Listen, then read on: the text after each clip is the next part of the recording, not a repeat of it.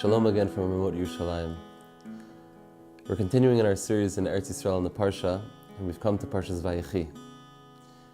Rashi begins the Parashah by asking, Lama Parashah zu stuma?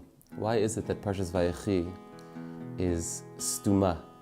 The psukim don't seem to have the regular gap in the text that we're used to between parshios to give us time to think and to be able to understand what it is that we just received and what we're about to receive in this week's Parashah.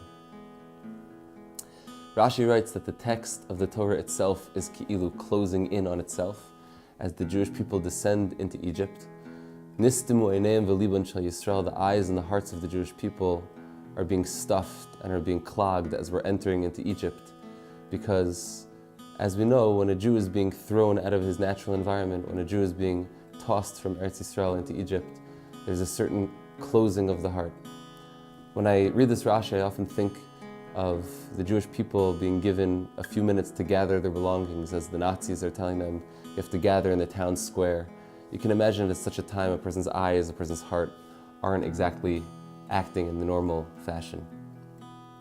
Rav Yechiel Michal of Ostrovtza explained that every time the Torah gives us a difficult piece of news, the eyes and the hearts of the Jewish people are being stuffed.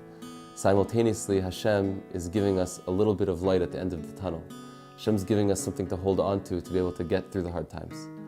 He explained that despite the fact that the text is closing in on the Jewish people as the eyes and the hearts of Am Yisrael are being stuffed as we're going into Egypt, at the same time, by linking Parshas Vayigash to Parshas Vayechi, we understand that in Parshas Vayigash, that was the last time the Jewish people were still in Eretz Yisrael. By creating a textual bridge which links Vayigash to Vayechi, which eventually leads into Shemos, the Torah is making it so that even though the Jewish people have left Eretz Yisrael, we're still somehow connected through the text, which doesn't have a break. There's no pause, there's no breath between being in Eretz Yisrael and being in Galus.